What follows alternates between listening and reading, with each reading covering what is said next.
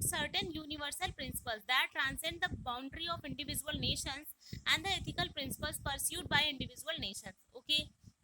अगला हम पढ़ेंगे ethics in international affairs or relations. For this section, we define the term ethics as a department of study concerned with the principle of human duty. Ethics, as is the term is used in international sphere, will be defined as the study of the nature of duties across community boundaries. It is the study of how members of bounded communities, mostly nation states, ought to treat outsiders, strangers, and especially whether it is side to make such distinctions. तो इसमें देखा जाता है कि कौन सी country जो कि bounded है एक नेशन के अंतर्गत, वो दूसरे देशों के साथ, दूसरी कम्युनिटीज के साथ कैसा बिहेव कर रही है और उसे दूसरों के साथ कैसा बिहेव करना चाहिए, उसमें क्या क्या कमियां, वो सारी चीजें हम देखते हैं. It is worth mentioning that the discipline of international relation is concerned with the explaining and discussing issues that are inherently ethical in nature. तो यहाँ पे क्या होता है, एथिक्स पढ़ रहे हैं तो एथिकल नेचर की प्रॉब्लम्स को डिस्कस किया जाएगा, एक्सप्लेन किया जाएगा. As evidence by a review of some of the most commonly asked question in the area. यहाँ पे ऐसा है, for instance the Chris Brown states in international relations theory the moral standing of sovereign state is one of the major topic discussed in the international theory. तो Chris Brown जो है वो क्या बोलते हैं कि इंटरनेशनल रिलेशन थ्योरी में उन्होंने सोवरेन स्टेट जैसी किसी मेजर टॉपिक को डिस्कस किया है. Marvin Frost further identify an election of such questions. For example, when is interventions by one state in the domestic affair of another state is justified? तो जैसे कि अगर किसी एक देश में कुछ हो रहा है गड़बड़, तो क्या दूसरे देश को उसमें इंटरवेन करना चाहिए? जैसे अफगानिस्तान वाला इशू था तो उसमें अमेरिका ने इंटरवेन किया, तो ऐसा पूछा जाएगा कि क्या ये करना जस्टिफाइड था? When many states justifiably go for a war, क्या बहुत सारे जो है स्टेट मिलकर वॉर करने जा सकते हैं? Answer of these ethical and normative questions are central to international relation theory. और यहाँ पे ये क्या होता है, यही सारे इश्यूज जो होते हैं वो थ्योरी के जो है केंद्र में है. International ethics under various approaches, इसमें क्या हो जाएगा कि इसमें कई सारे अप्रोच होते हैं, जैसे realism, idealism, constructivism, cosmopolitism and equality of life. तो हम पहला पढ़ेंगे रियलिज्म और and international ethics. In international realms, the realms hold that only thing that early matter is power. तो what power a country has, किसी country के पास कितनी power है. Nothing else matter. Morality, ethics, law, political systems, legal system, cultural system, that all are irrelevant अगर उस country के पास power है तो. जैसे अमेरिका, अगर उसके पास power है तो वो तालिबान में रहे या ना रहे अफगानिस्तान में, ये उसके ऊपर डिपेंड करता है. इसके लिए फिर वो जब आया था तब भी उसने मोरालिटी नहीं देखी, यहाँ पे काफी सारा खून खराबा हुआ, और जब वो अफगानिस्तान को छोड़ के गया तब भी यहाँ पे तालिबान ने मतलब कब्जा जमाया और काफी खून खराबा हो रहा है, तो भी मोरालिटी का हरण हो रहा है, लेकिन वो कुछ भी चीजें नहीं देख रहा है, सारी चीजें इररिलेवेंट है. क्यों? क्योंकि यूएसए बहुत ज्यादा उसके पास पावर है. Realism conceives the international sphere as a sphere where anarchy prevails and there is no rule. तो रियलिज्म क्या बोलता है कि वास्तविकता में जो है वो अगर किसी देश के पास ताकत है तो एनार्की प्रिवेल करेगी और उसके लिए कोई रूल नहीं होगा. The realist approach to the international sphere or international relations is simply to deny any role for common or shared ethics. और यहाँ पे कोई रोल नहीं होता है कॉमन या शेयर एथिक्स का, सब जिसका जो मन में आता है वो करता है अगर उसके पास पावर है तो. And create an ethically neutral zone or an ethics free zone which can be filled by the power of one who is dominant. और यहाँ पे जो एथिक्स वाला मैटर होता है, जो एथिक्स वाला पार्ट होता है, वो पावर से फिल किया जाता है.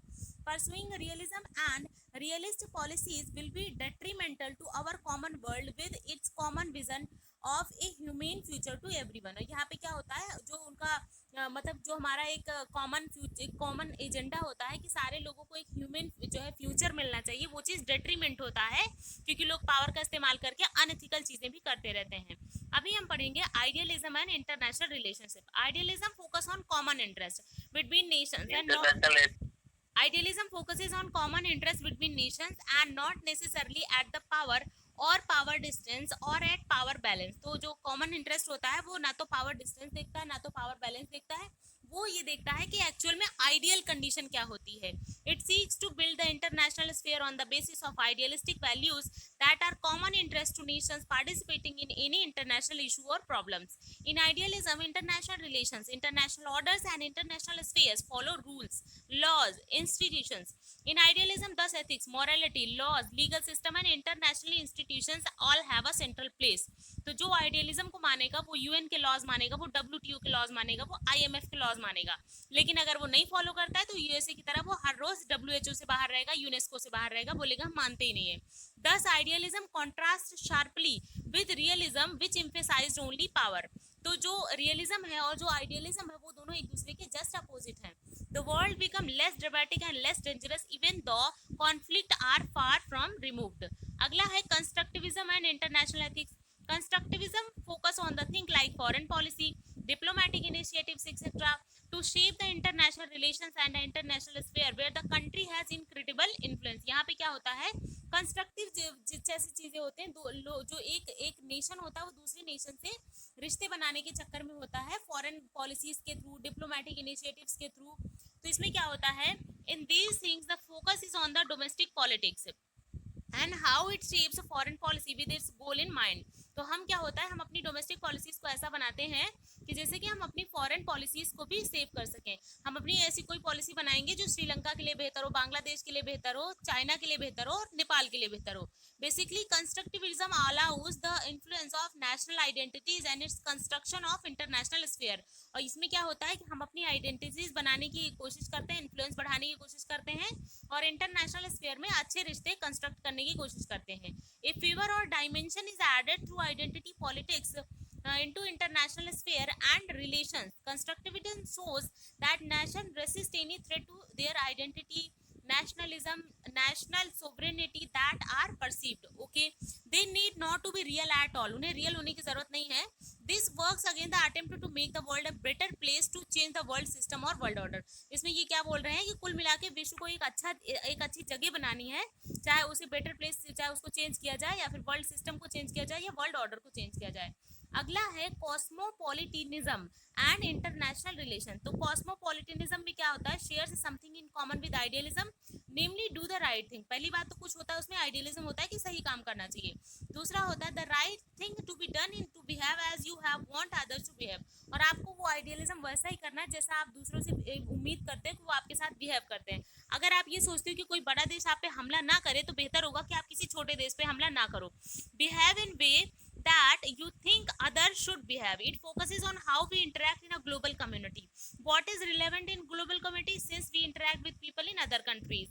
It holds that since we interact with other countries, we have a moral duty to treat people of that country morally as moral people. तो जो मैंने बताया, cosmopolitanism thus empower international ethics and development of global value and ethics fully. तो इसमें क्या होता है कि अगर आप अपने आप को बचा रहे हैं, दूसरों को बचा रहे हैं, तो इससे क्या होगा, ग्लोबल वैल्यूज और एथिक्स जो होंगी वो फुली डेवलप होंगी।